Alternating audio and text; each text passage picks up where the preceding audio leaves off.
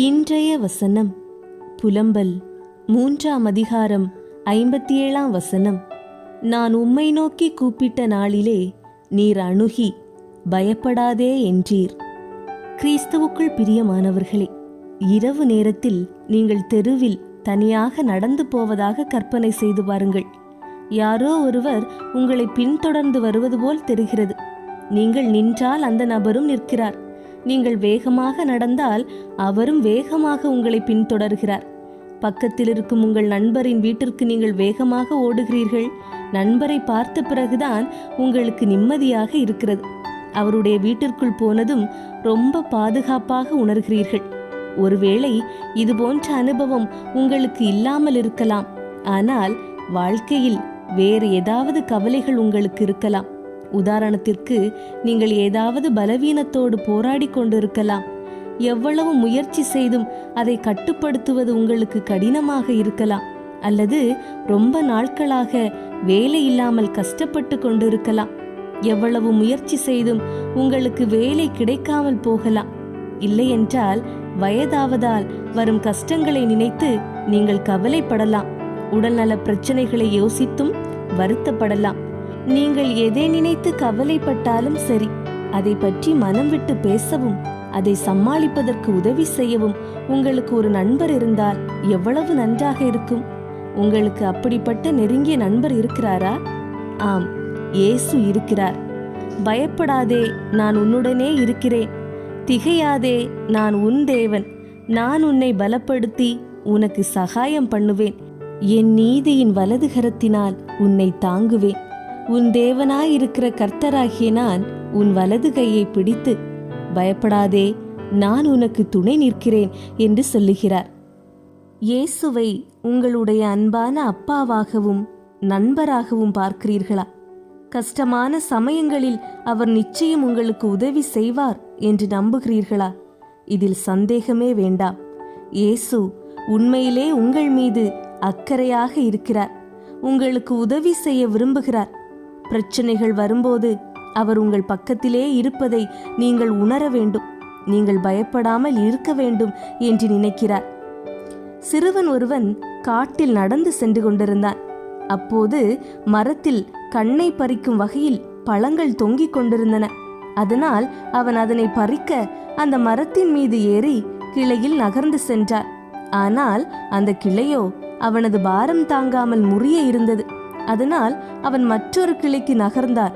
பின் அவன் பயந்து கொண்டே கண்ணை மூடிக்கொண்டு யாராவது காப்பாற்றுங்கள் என்று அழைத்து கொண்டே இருந்தான். அப்போது அந்த வழியாக வந்த ஒரு துறவி அவனை பார்த்து அவனுக்கு உதவ முன்வந்தார்.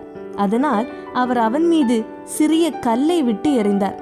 அவனோ கல்லை எறிந்ததும் அவர் மீது கடும் சினம் கொண்டு முயற்சி செய்து கீழே இறங்கி வந்தார். பின் அந்த துறவியை கண்டு கோபத்துடன் சரமாரியாக திட்டினான். பிறகு, நான் உங்களிடம் உதவிதானே கேட்டேன், ஏன் அப்படி செய்தீர்கள் என்று கேட்டான். அதற்கு அந்த துறவி, நான் உனக்கு உதவிதான் செய்தேன் என்று சொன்னார். அவனோ திருவென முழித்தான். பின்னர் அந்த துறவி அவனிடம் விளக்கினார், நான் உன்னை பார்த்தபோது உன் பயத்தில் உன் மூளை வேலை செய்யவில்லை. ஆகவே நான் உன் மூளைக்கு வேலை கொடுப்பதற்கு கல்லை எறிந்தேன். நான் எறிந்ததும் என் மீது உள்ள கோபத்தால் உன் பயத்தை மறந்து நீ யோசிக்க ஆரம்பித்து கீழே இறங்கிவிட்டாய். உன் பயத்தை போக்கவே நான் அவ்வாறு செய்தேன் என்று கூறி சென்று விட்டார். ஆம், அன்பு சகோதர சகோதரிகளே, இன்று நாம் கடந்த காலத்தை குறித்து பயந்து கொண்டிருக்கின்றோம்.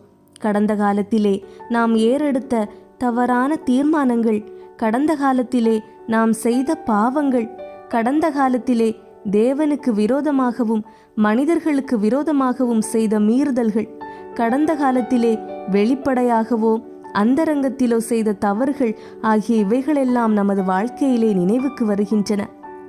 ஆனால் நீங்கள் கடந்த காலத்தை குறித்து பயப்பட வேண்டியதில்லை.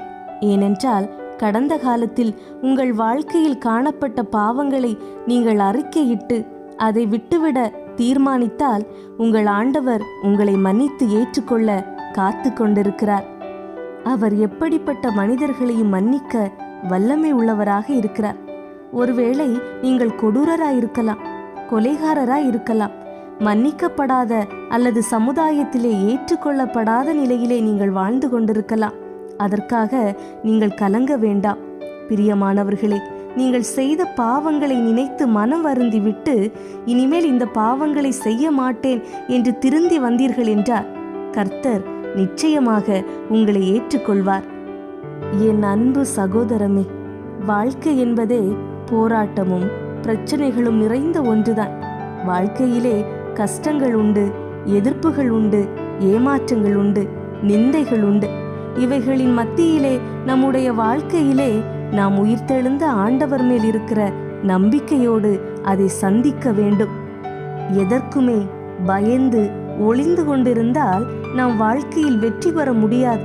உங்கள் வாழ்வில் நீங்கள் வெற்றி பெற வேண்டும் என்றால், அனைத்து பிரச்சனைகளுக்கும் தீர்வு காண வேண்டும் என்றால் உங்கள் பயத்தை விட்டு விடுங்கள்.